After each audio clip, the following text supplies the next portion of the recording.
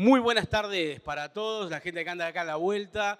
Un día del patrimonio más, un día muy especial del patrimonio en la UTU, básicamente en esta UTU central. Y la UTU tan relacionada con el Día del Patrimonio que festejamos hoy, que conmemoramos hoy, que tiene que ver con el vino. Y tanto, de alguna manera, está relacionada la escuela de vitivinicultura, de enología, con el vino uruguayo, ¿no? Por lo tanto, de alguna manera, esta es una velada particular porque la UTU está relacionada, la Escuela de Artes y Oficios, la Dirección General de Educación Industrial, toda la historia de la UTU está relacionada con la uva y está relacionada con el vino y por tanto es bien importante hablar de lo que es la historia de la Escuela de Artes y Oficios. Si andan por ahí en la vuelta, se pueden acercar. Hoy, en este capítulo especial de la cultura en el centro, les cuento que la cultura en el centro lo pueden encontrar en YouTube, en el canal del Centro Cultural de UTU. Es un micro de entrevistas que lleva adelante nuestro compañero Alejandro Warch, que hoy no está y yo voy a tratar de ocupar su lugar, no creo que pueda, pero bien interesantes, son entrevistas culturales, son entrevistas que están relacionadas con la UTU y están relacionadas con música, literatura, escritura en general, historia.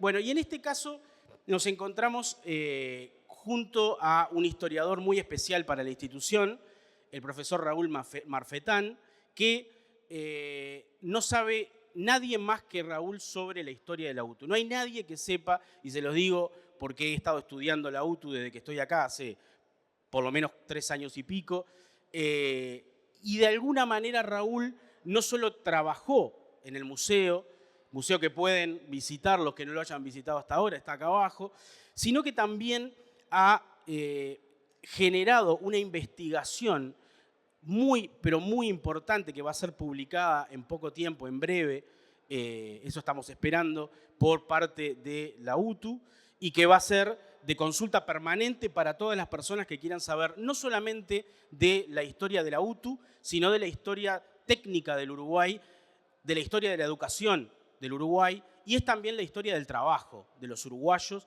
y de la historia del Uruguay desde el punto de vista económico, porque siempre la escuela estuvo relacionada con lo económico. Hoy estamos acá para hablar un poco de lo que es la historia de la educación técnica en el Uruguay, y por ahí recordaba, fuera de micrófonos con Raúl, a un historiador que yo conocí hace muchos años, que se llamaba Julio Rodríguez, que formaba parte de una patota de historiadores maravillosos que eran Lucía Sala, Nelson de la Torre y Julio Rodríguez, eran marxistas.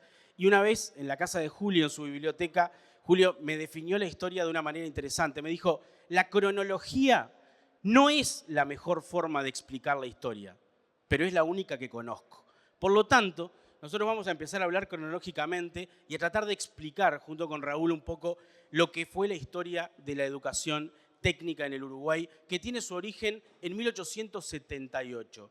¿Cuándo se origina, cómo y por qué se origina la educación técnica en el Uruguay?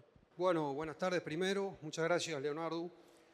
Antes que nada, para iniciar, antes de la pregunta, justamente cuando tú mencionabas de la vitivinicultura y la institución, hay un antes y un después en la historia de la vitivinicultura en Uruguay con la aparición de la Escuela de las Piedras, más precisamente del Colorado.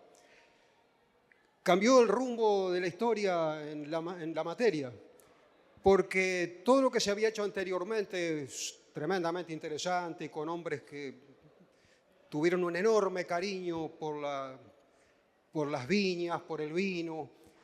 La escuela empezó a trabajar en forma científica, es decir, ya se llevó todo el campo de lo científico, de hacer las cosas con ese conocimiento, con esa profundidad. Y yo soy testigo directo de eso porque conocí a Luis Fernández, al ingeniero agrónomo Luis Fernández. Mi padre, quiero aclarar antes, que tuvo viñedos, tuvo bodega, y yo de chico iba a esa escuela y me acuerdo que iba de la mano de mi padre, muy chico, y este era un hombre grande y yo le tenía miedo y veía, explicaba y que esto y que el otro. Y después cuando entro a la UTU y empiezo a estudiar y a leer, me entero de toda la obra que había hecho, que fue fenomenal, llevando bodegas incluso a competir en el extranjero, entre ellas la nuestra, Bodegas Bussí. Y Y eso era imposible de dejar de mencionar.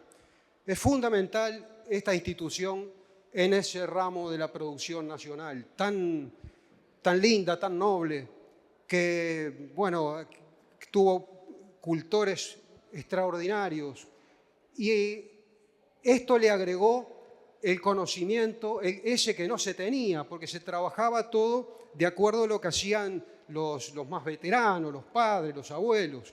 Pero a partir de la aparición en el año 1934 de la Escuela de las Piedras, ya se empezó a trabajar con un criterio más técnico, más científico, más ordenado, más el saber por qué se hacían las cosas. Y esta institución hizo punta en este tema, por eso en un día tan especial es muy importante recordar esto. Segundo, disculpadme que voy un poquito largo, estar en este lugar es impresionante, ¿no? Porque estos dos patios, estos adoquines que nosotros vemos acá, los colocaron los presos del taller de adoquines de La Torre. Así que imagínense si esto tendrá historia. Bueno, el patio de arriba también tiene una historia impresionante, que si nos ponemos a hablar se nos va el tiempo.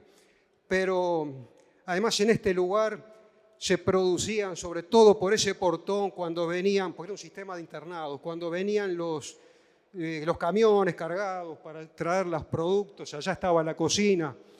Muchos alumnos aprovechaban y se escapaban por esa puerta.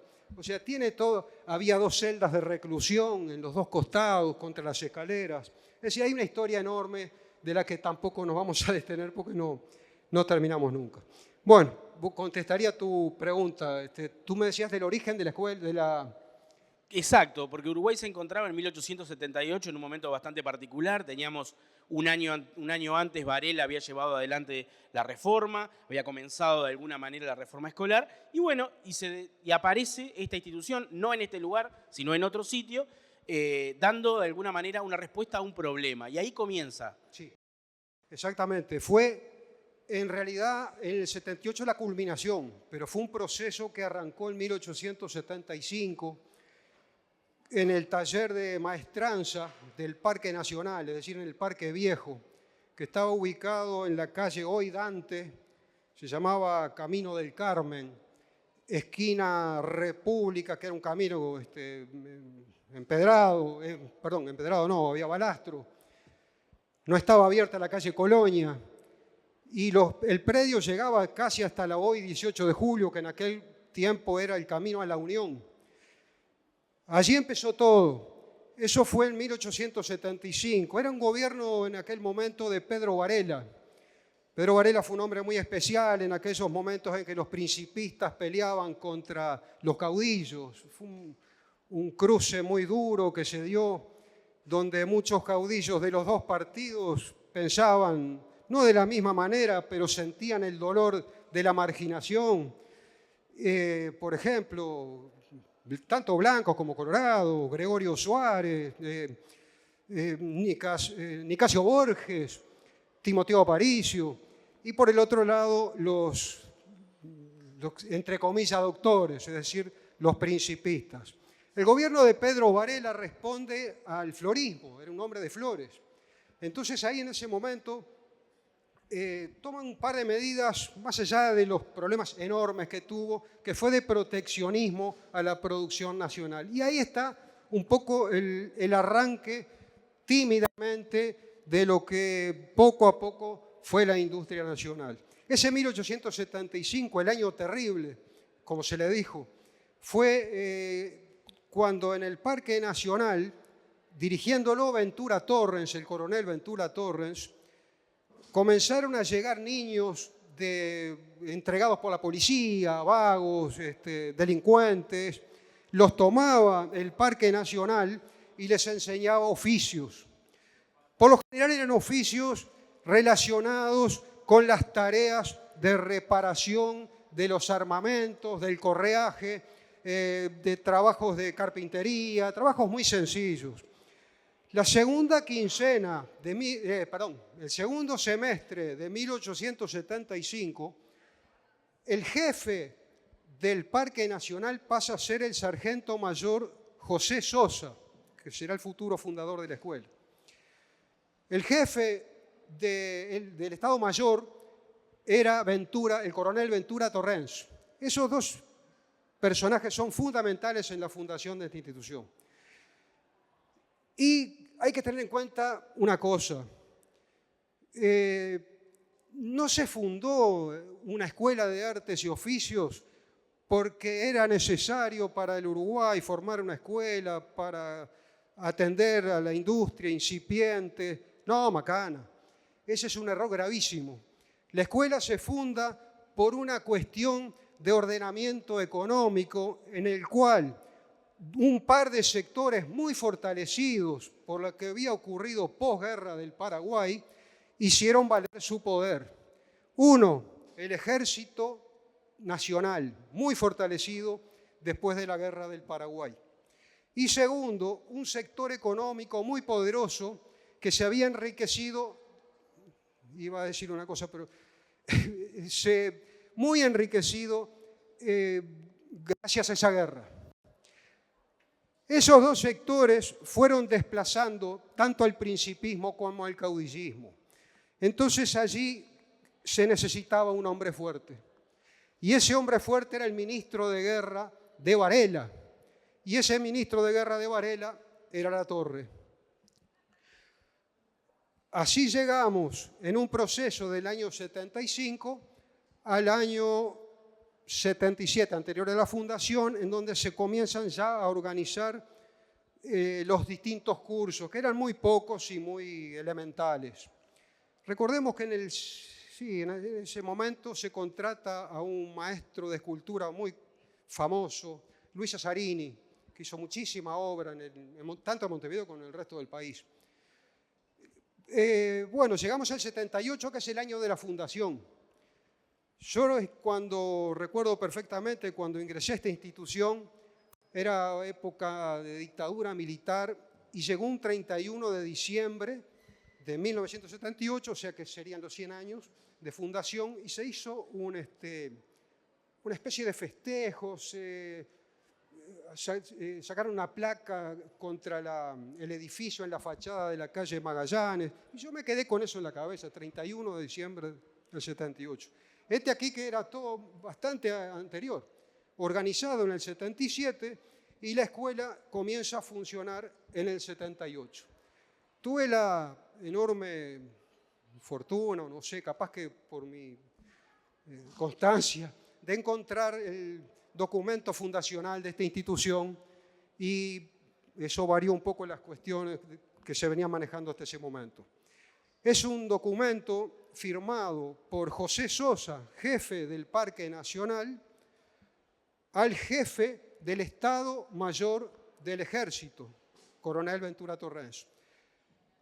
No sé si lo recordaré todo, pero decía algo así como que durante el 10 de diciembre de 1878, está fechado, durante el corriente año he formado una escuela de artes y oficios con menores que recoge la policía por las calles por el delito de vagos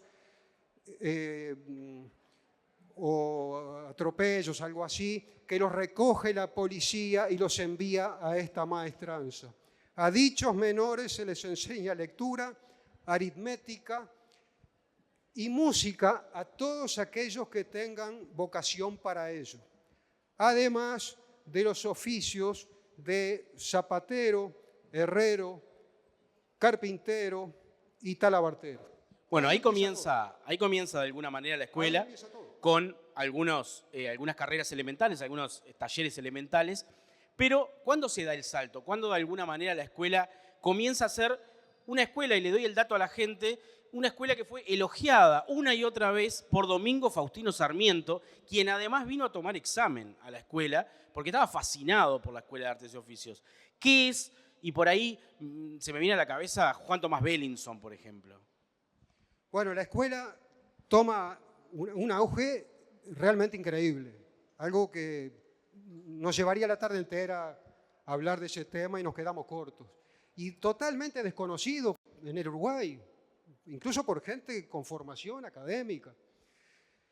El gran salto se da cuando de los talleres de la maestranza, la escuela se muda a un local en 18 de julio y Caiguá, en aquella época Caiguá, hoy Eduardo Acevedo, que es donde ustedes hoy ven el edificio de la Universidad de la República.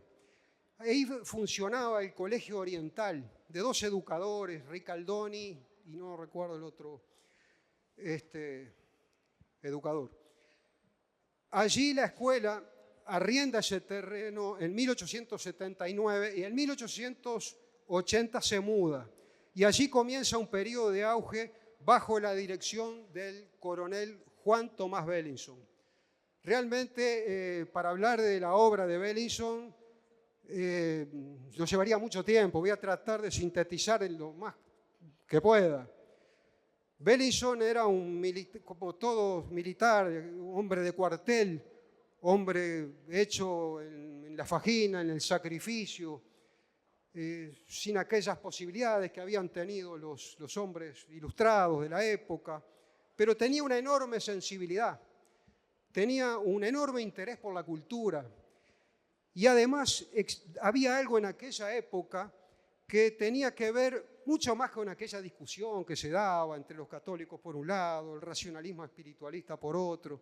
No, ¿qué traían aquellos militares post-defensa y post-guerra del Paraguay?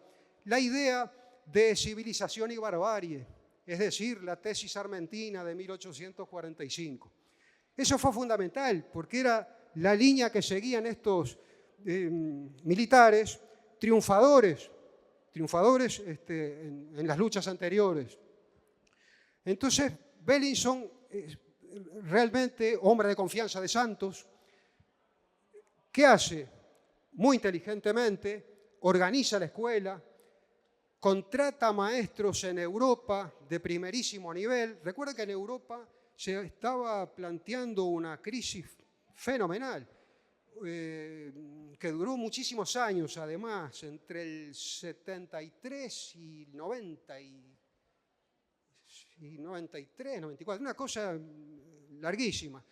Y pasaban muy mal. ¿Y qué pasaba en esa época? Los maestros de primer nivel recalaron en la Escuela de Artes y Oficios de Montevideo. Y hay algunas anécdotas increíbles de lo que pasaba.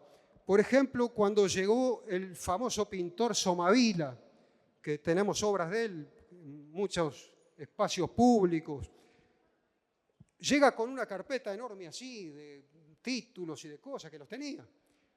Y Bellinson, para que ustedes vean qué tipo de persona era, le dijo, no señor, guarde todo eso, de hoy usted es profesor de dibujo de esta escuela. Ella sabía todo. En ese momento se forma un astillero naval, uno de los emprendimientos más grandes, ya no del Uruguay, de la América toda.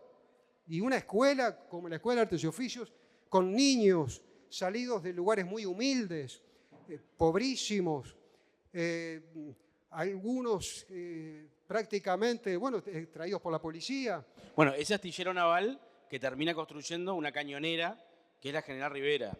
La cañonera General Rivera. No, que el astillero estaba lejísimo del puerto, ¿no? Gran error de cálculo, porque tuvieron que llevar la cañonera claro, con troncos. Claro, bueno, pero hay una historia anterior de Santos. Santos tenía la locura, era eso que tenía en la cabeza, de hacer un gran astillero naval, y estos terrenos ya los tenía el Estado, y ya eran para el Parque Nacional y Escuela de Artes y Oficios, y quería hacerlo acá. Lo que pasa es que se habían dado una serie de inconvenientes con este terreno, que después incluso podemos hablar de alguna cosita interesantísima, donde no se podía haber construido. Y se contratan para ese taller para la cañonera Rivera, primer buque de guerra hecho en el país, de una calidad enorme. Yo esto lo consulté con María Teresa Olivieri, con una amiga de mi familia, una señora muy mayor que yo conocí ya hace unos 40 y pico de años. El padre había escrito sobre esta escuela y me decía, el padre además era marino, de la calidad de ese buque. Impresionante. Y fíjense a quién se contrata para porque se hizo absolutamente todo en la escuela, no se armó, se hizo todo. Se contrata a un mecánico que se llamaba George West, inglés. Este señor había llegado al Uruguay en 1866 y se enamoró de una muchacha, Eduarda Gorlero, y se radicó en Maldonado y puso una fábrica, no me acuerdo qué era, de fundición, creo que era, y se fundió. Y ahí recala en la Escuela de Artes y Oficios. Este señor había sido, era ingeniero mecánico naval, había sido maquinista en la Armada, ni más ni menos que de Inglaterra, ni más ni menos. Y después fue el primer maquinista de la Armada Española. Ustedes fíjense qué nivel de mecánicos teníamos. Entonces, con un equipo de gente, trabajaba el hijo también con él. Otra cosa interesantísima, en esos mismos talleres, en esos astilleros, trabajaban presos que habían estado en la construcción de este edificio que estaba construyendo. Y a su vez los alumnos eran niños. Pero fíjense qué mezcolaza. Y de ahí lo que salió, ¿no? Que no fue solo la Cañonera Rivera. La Cañonera Rivera se hace después que se hizo una primera experiencia con un vapor que se llamó Paz y Trabajo, que es de 1881, que sacó un primer premio en la Exposición Internacional de Buenos Aires. Que una exposición internacional de la industria en aquella época era más o menos como hoy en día un campeonato mundial de fútbol. Era algo impresionante porque las naciones hegemónicas mostraban su poderío. Y la escuela obtiene primeros premios en varias ramas, entre ellos en música, con su banda de niños, que deleitó a todos los argentinos, incluidos el presidente Roca, que haciendo honor al apellido, un hombre duro, le caían las lágrimas cuando escuchó a los chiquilines tocar el himno nacional argentino. No me quiero ir por las ramas y quiero seguir un poquito con la Cañonera Rivera y con el astillero. Se construyeron muchas más embarcaciones. Todo esto finalizó en 1887. La caída de Santos produce la caída de Bellinson y allí se termina esta gran etapa de la Escuela de Artes y Oficios, premiada en el exterior, con talleres de artes, con talleres de primerísimo nivel en los oficios, con profesores de primer nivel, donde incluso se llegó a dar clases que se llamaban universitarias, que eran lo que hoy eran un preuniversitario que no existía en el Uruguay, había desaparecido, no había una educación media, había serios problemas en ese sentido, y allí muchos jóvenes, hay que reconocerlo, que tenían recomendaciones en esos casos, cursaban en la escuela los cursos universitarios. Con la caída de Santos, en 1887, después de algunas cosas muy extrañas que pasaron durante su presidencia, un intento de reelección y algunas cosas, la Escuela de Artes y Oficios deja de llamarse Escuela de Artes y Oficios y pasa a llamarse Escuela Nacional de Artes y Oficios y pasa al ámbito civil, deja el ámbito militar, digamos. Exactamente. Cuando cae, no es exactamente cuando cae, es decir, cae Santos, cae Bellinson, asume Monegal. Y allí, al poquito tiempo, como tú decís, Leonardo, la escuela pasa a manos del Ministerio de Industrias y comienza una decadencia escandalosa. Es decir, se desarma el observatorio astronómico, los talleres, se da de baja profesores, talleres enteros se eliminan. Es decir, de aquellos 27 talleres habían maquinaria de todo tipo. Bueno, es una especie de desguace de la escuela. Y pasa a manos del Ministerio de Industrias. Esto confirma lo que yo decía anteriormente, de que esta institución no se formó con el objetivo de acompasar el pequeñísimo movimiento industrial nacional, sino que era siguiendo un ordenamiento económico que seguían la poderosa asociación rural fundada en el año 71, los fuertes comerciantes montevideanos, exportadores y exportadores, apoyados en la fuerza del Ejército Nacional. Esto lo confirma. Es decir, fue una isla, fue algo totalmente fuera de lo común, porque era una escuela de primer nivel en un país que éramos una pradera, un puerto y una frontera. Casi estoy diciendo el nombre del libro de Reyes. Y bueno, allí sí comienza una etapa corta en el Ministerio de Industrias y en 1889 pasa a manos de una Comisión Nacional de Caridad y Beneficencia Pública, que era una dependencia del Poder Ejecutivo que estaba formado en su mayoría por gente vinculada, gente muy conservadora, vinculada a la Iglesia y que, bueno, tenía su forma de ser, su forma de actuar y se produce algo interesantísimo. Cuando la escuela se muda a este edificio, del cual sería interesante ver el proceso, cómo se llegó, ya ahí estaba la Comisión de Caridad. Y se incorpora algo que es desconocido totalmente hasta ese entonces, que es la enseñanza de la religión católica. Incluso yo en mis investigaciones descubro que existió un oratorio, una capillita, pequeño oratorio, en la entrada del edificio, el lugar exacto. Eso no lo tengo seguro, pero sacando cálculos, habiendo investigado con gente hace ya muchos años, que yo hablaba, por ejemplo, con hijos de antiguos directores, con Ismael Dupont, fue la entrada a mano izquierda, donde hoy creo que se entregan donde está justamente la chica que están, donde entregan los cursos que hace UTU y todo ese tipo de cosas. Por ese lugar me juego entero que ahí era el oratorio. No era extraño, Uruguay era un país católico todavía. Por supuesto, por supuesto. No, las disputas en ese momento, justamente en el periodo de la Torre, con el registro civil, era una época durísima en ese sentido. La escuela, por eso, era algo aparte. Era como de otro país y era otra cosa.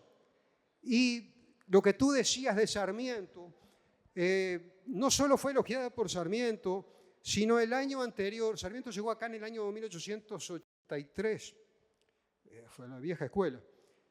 El año anterior, en el 82, en los exámenes, había estado el expresidente Nicolás Avellaneda, expresidente argentino, Nicolás Avellaneda, que dijo estar delante del mejor establecimiento en su género de la América del Sur. Esas mismas palabras, más palabras menos, la repite Sarmiento en el 83, cuando vino a presidir los exámenes y a su vez a recibir lo que él tanto quería, que era que de la banda surgiera una orquesta.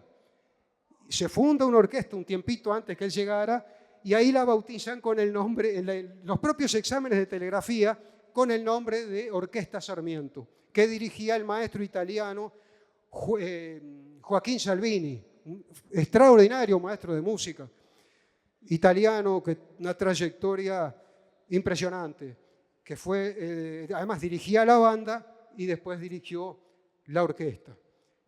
Bueno, siguiendo un poquito con esta historia cronológica de la educación técnica, tenemos, bueno, ese cambio, esta escuela que deja de tener o de estar en los primeros lugares de importancia, porque por la caída, obviamente, del militarismo. La crisis de 1890, debe haber una crisis económica en Uruguay terrible en 1890, financiera sobre todo. Pero bueno, sí que hay dos directores que son fundamentales para un cambio positivo que va a tener la escuela y que no se querían para nada, se odiaban. Uno era Cadillat y el otro va a ser Pedro Figari. ¿Qué nos podés contar de estos dos? Sí, era tal cual.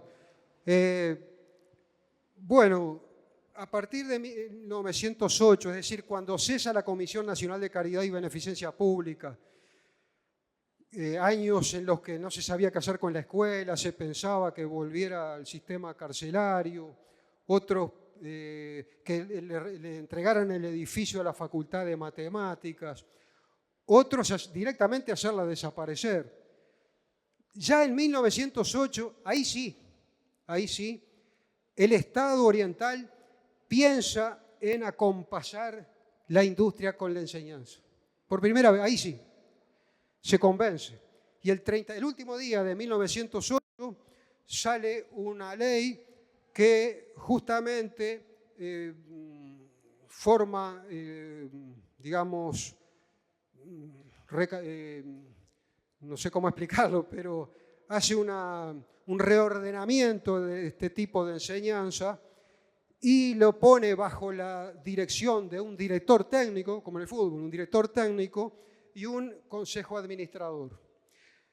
En 1910, ya totalmente convencido el Estado de que había que fomentar la industria y la enseñanza para tener individuos formados para trabajar en ella, se contrata a James Thomas Cadillac, un técnico francés que había tenido una actuación interesantísima en Europa, en Francia, y por primera vez en esta institución la dirige alguien con conocimientos técnicos en el tema, con formación académica que tenía que ver con lo que era una escuela técnica. Por primera vez en la historia, 1910.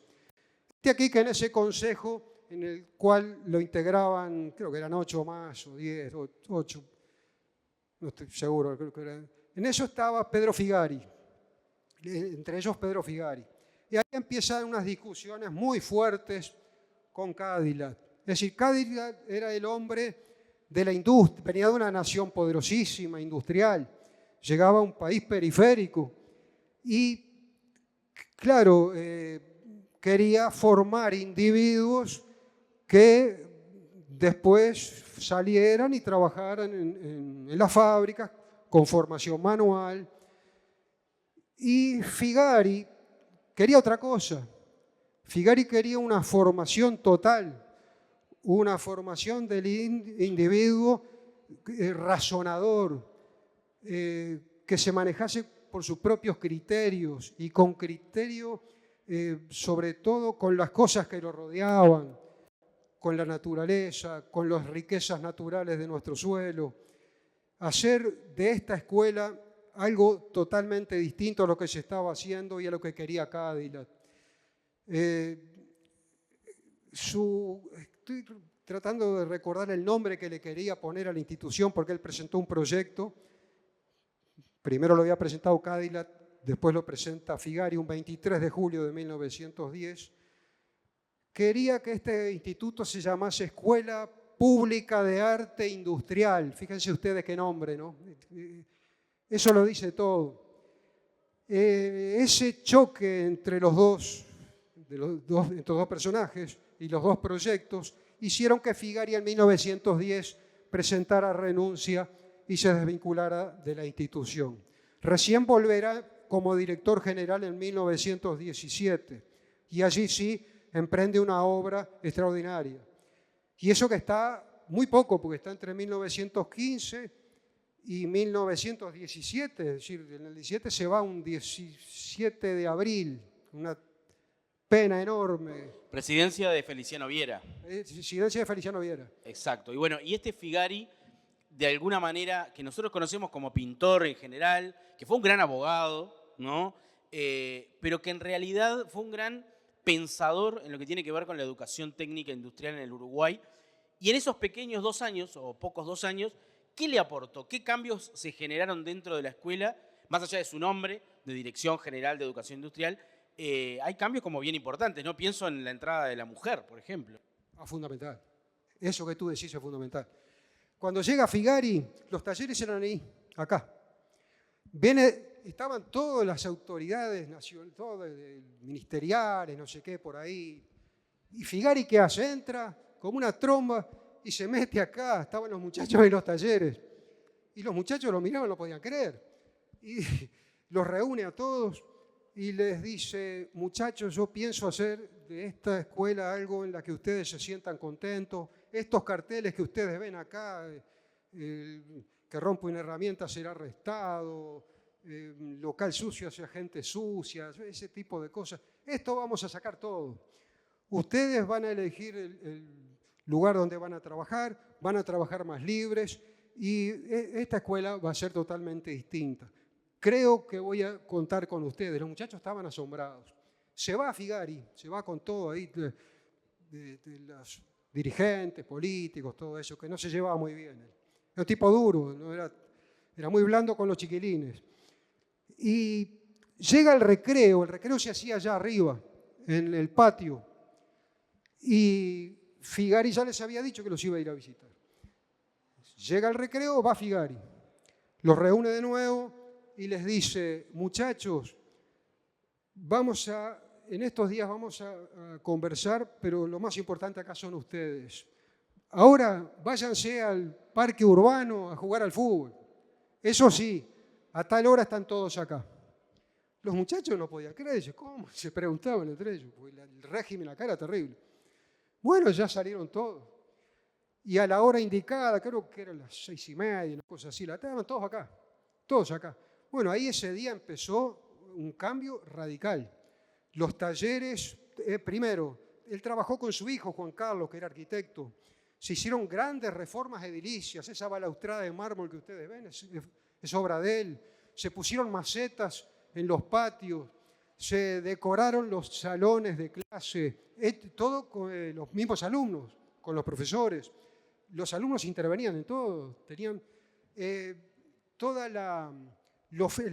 eliminó el sistema de internado. Entonces, por ejemplo, con las tapas de las mesas que eran de mármol, armó el friso del patio central. Es decir, y todo eso, ahí era muy importante Juan Carlos, el hijo. Todos los cursos fueron tomando ¿cómo les podría decir? Totalmente distinto a lo que se venía haciendo antes, y eran totalmente participativos. Y aparece, como tú dijiste, Leonardo, la mujer. Y miren que la mujer en aquella época, para tener clases acá, esto no era cualquier cosa. Estamos hablando de 1915, los cursos los empezó en el 16, se llamaban las femeninas. Fíjense que en el Uruguay la mujer recién vota en un plebiscito en Cerro Chato en 1927, y en una elección nacional en 1938. Estamos hablando de 1916. Un adelanto enorme. Y esas labores femeninas no hacían cursos de la mujer para después el ama de casa, sino que eran talleres donde se trabajaba en alfombras, en cestería, en decoración. Ahí tiene un papel importante una mujer, ¿no? Porque una de las cosas que uno ve en la historia de la UTU desde que empieza es que es absolutamente patriarcal y machista, ¿no? O sea, la mujer como que no aparece. Bueno, acá hay una mujer importante que ha sido invisibilizada, que es Argile Caicials. Exactamente. Es muy feo decirlo, pero no tengo más remedio. No se sabía que existía Argile Caicials. Yo cuando empiezo a revisar archivos, incluso fuera de acá, encuentro la figura de Caicials. Y me llamó la atención porque se anticipó.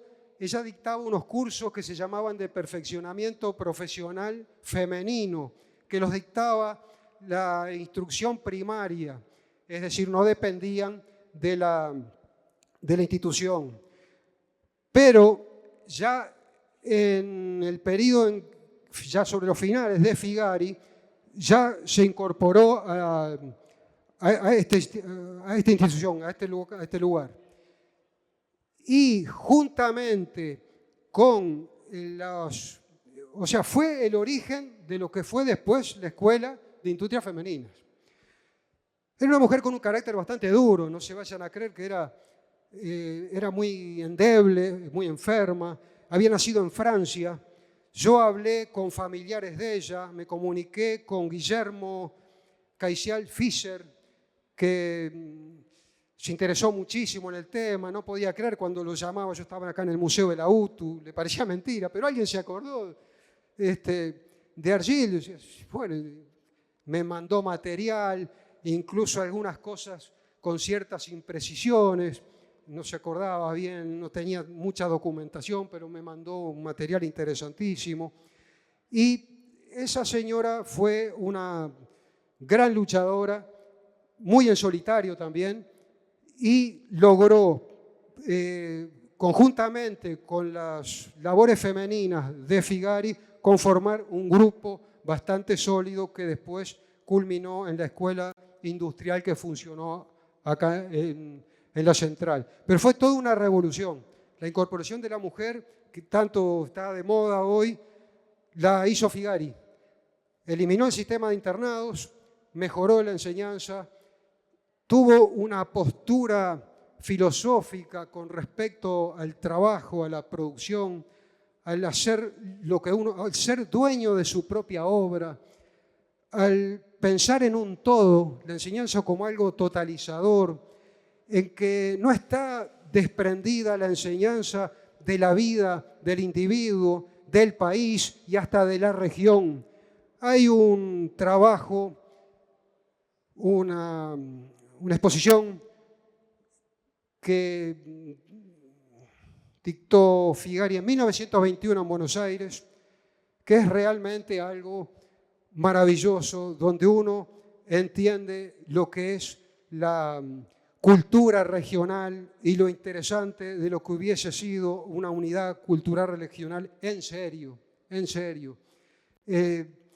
Yo recomiendo esa lectura y después de leer Arte Estética Ideal y de recorrer los archivos de la escuela y de hablar con alumnos, tuve la suerte de conocer a Esteban Vicente, un hombre ya casi con 90 años, que el director del museo en aquella época, el señor Plinio Torres, lo entrevistó varias veces. Yo era muy joven y me acuerdo que me pegaba inmediatamente cuando llegaba este hombre, contaba todo lo que era el momento de Figari acá y era asombroso. Recorríamos el edificio y nos iba mostrando en cada taller cuál era la obra de Figari. Por ejemplo, en aquella esquina, en ese espacio, bueno, que de acá no se ve muy bien, había una pajarera, había, como les decía, plantas, había rediseñado todo el hall de entrada, había plafones de cobre con grafismos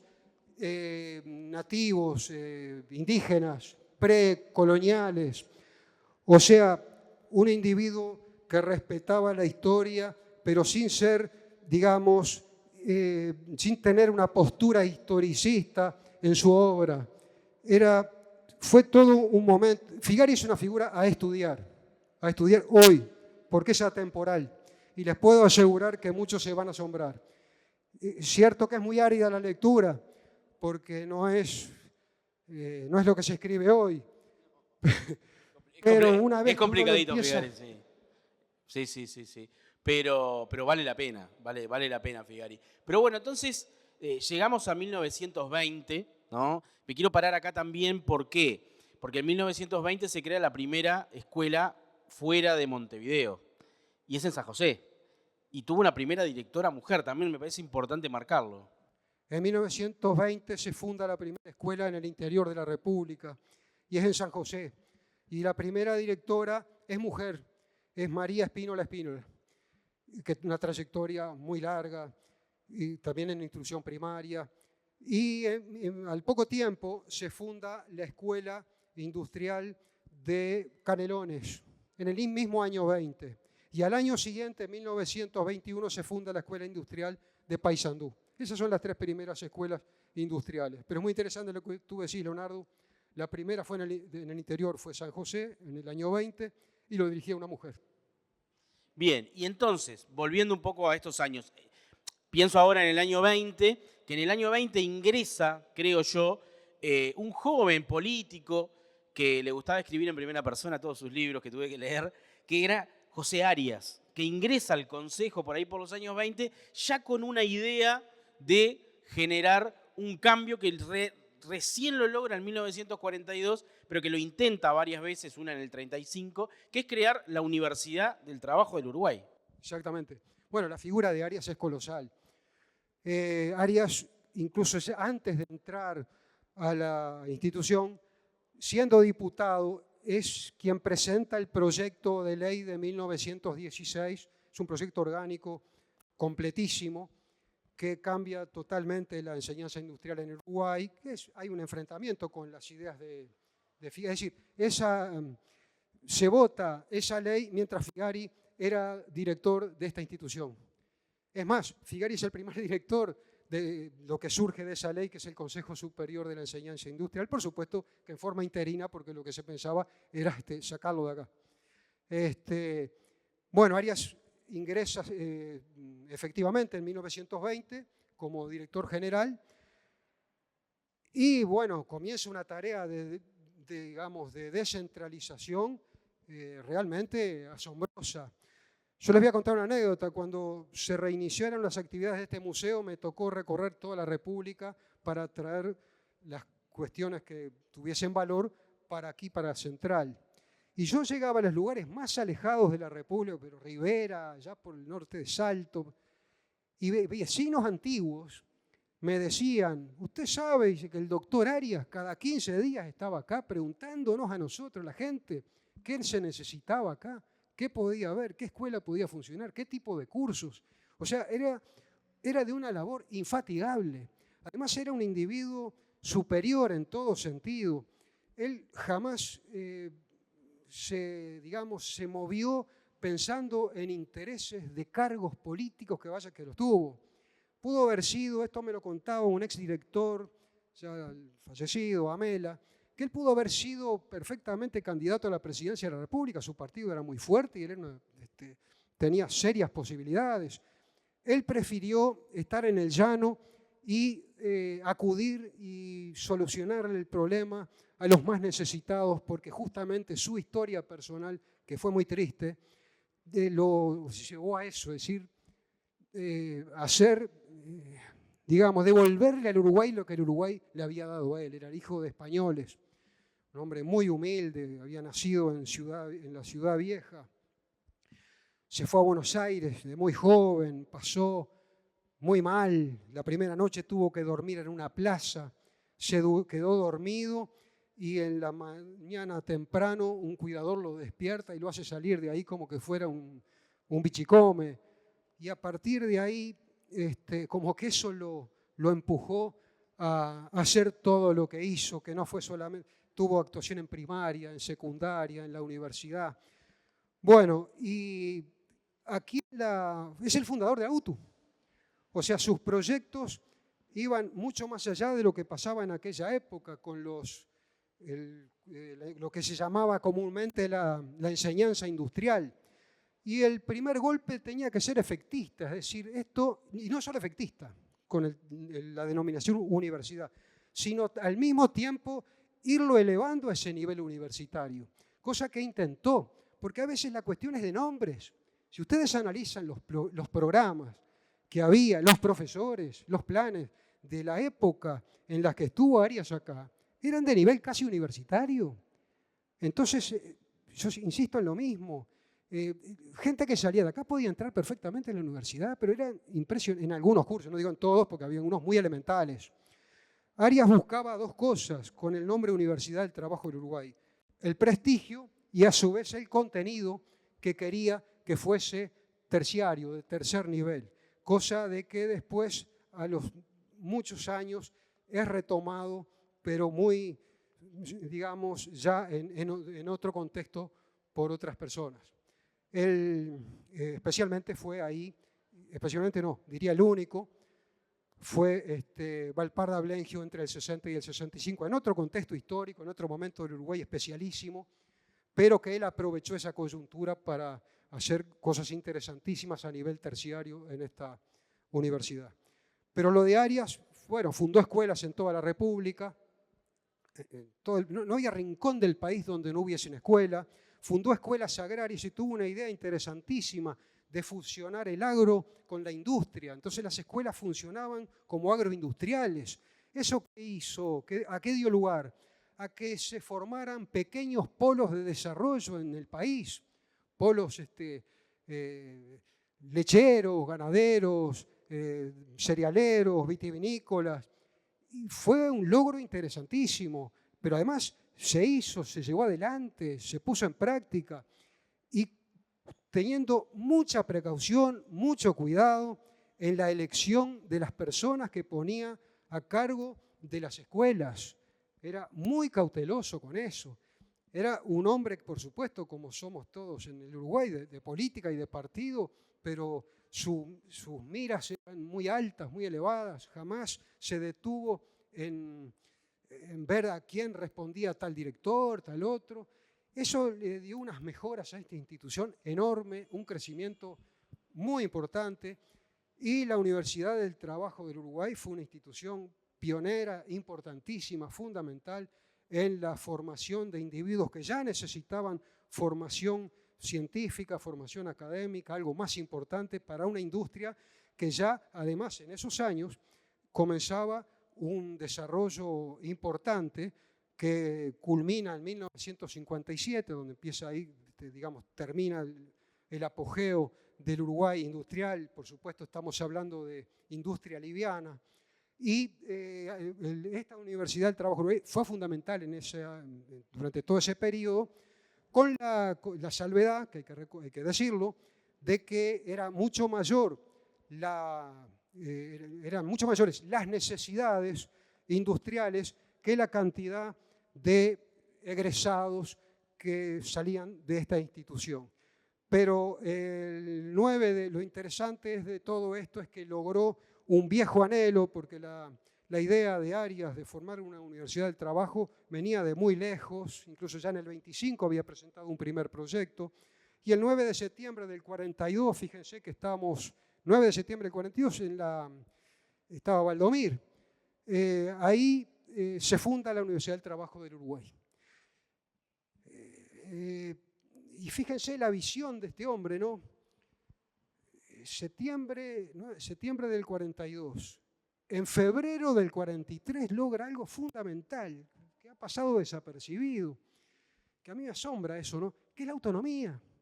En el 43 esta institución es autónoma y lo logra, ahí tuvo la habilidad también política, ¿no? En febrero, los agarró todos. Y ahí se vota la autonomía de la Universidad del Trabajo del Uruguay, que desgraciadamente perdimos en el año 73.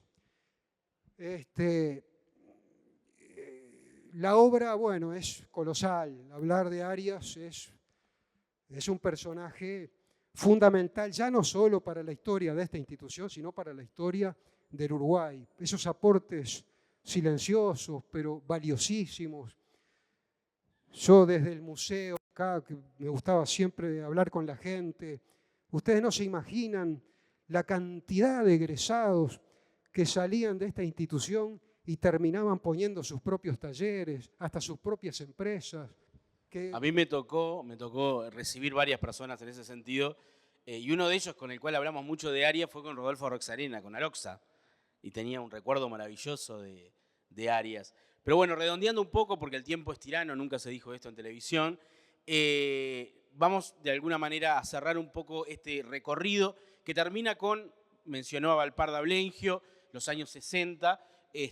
Obviamente que si quieren saber más van a tener que comprar el libro de Raúl cuando salga, que llega hasta el año 2000. Así que ahí van a ver un crecimiento. Y además otra cosa, no nos da ni siquiera el tiempo de poder hablar de los 60 en adelante porque el crecimiento fue exponencial. Y una pequeña reflexión final de mi parte es que todo esto que hemos hablado a lo largo de esta hora es la historia de la educación técnica, y en el medio hay una evolución de la tecnología en el mundo, ¿no? Y siempre la UTU fue acompasando esa revolución tecnológica, que hay otros subsistemas que no lo hacen, que a veces siguen dando lo mismo que hace 60 años, 50 años, y la UTU está obligada a acompasarse a los cambios tecnológicos. Así que cerrando un poco, unas palabras finales, Raúl, para la gente. Bueno, sí, fue acompasando, es decir, los avances fueron enormes, los cambios enormes. UTU tuvo un problema muy grande. Tenía enormes conocimientos manuales. Yo conocí carpinteros, mecánicos, herreros, soldadores, pero electricistas de un nivel, pero les puedo asegurar, extraordinario, con gente con muy pocos conocimientos teóricos. Entonces creo que nos encontramos frente a los avances en un cruce de caminos. Una institución que cuando hubo que empezar a despegar hacia las tecnologías modernas, le faltó ahí madurez, es decir, arrastraba una pequeña decadencia anterior que no le permitió ir sosteniéndose en el tiempo para proyectarse. Entonces hizo cambios que fueron ciertamente bruscos y en algunos aspectos hasta desatinados. Es decir, en vez de aprovechar el material que se tenía y de modernizar talleres, es decir, se hizo un corte en algunos aspectos bastante verticalistas por algunas cuestiones que obedecían a determinado ordenamiento de aquellos años, en los cuales la UTU perdió valores extraordinarios y posibilidades extraordinarias de desarrollo. Pero sí al mismo tiempo tuvo un despegue enorme en el sector terciario. Y allí yo me acuerdo de gente, me voy a olvidar de algún nombre porque no los voy a nombrar, formidable en los niveles terciarios. Y salen ingenieros tecnológicos de esta institución que son un orgullo nacional. Yo creo que muy pocos saben en esta institución la carrera que han desarrollado egresados de este instituto, que es el Instituto Arias Valparda, no solo en el Uruguay, en el mundo entero. No hay un solo ingeniero tecnológico que no tenga trabajo, y trabajo de altísimo nivel, requeridos en la UTE los abrazaban. Es decir, y ahí sí, como que hubo un despegue en ese sentido, y los otros cursos no se comprendió realmente, no hubo un análisis sereno de lo que había que ir haciendo. Fue todo muy a las apuradas y de una manera bastante irracional, lo que trajo aparejado enormes problemas. De todos modos, la historia nos dio la razón. Es decir, el mundo tiende hacia la tecnología y hacia la ciencia. Y esta institución es la que lo hace, y lo viene haciendo desde sus orígenes. Y es la que, en esto me estoy acordando mientras hablo de Figari, que no quería el tema de secundaria porque era muy teórico, y esta institución tenía que ser todo, acá tenía que estar todo, lo teórico y lo práctico al mismo tiempo. La historia le dio la razón, y esta institución responde a la historia. Me quedo con eso, que la historia le dio la razón a Figari. Y bueno, cerramos acá esta Cultura en el Centro, este bonus track de Cultura en el Centro. Y bueno, y cerramos esta actividad. Y les pido un gran aplauso para Raúl Marfetán. Y muchas gracias por haber venido. Muchas gracias a todos. Muchas gracias.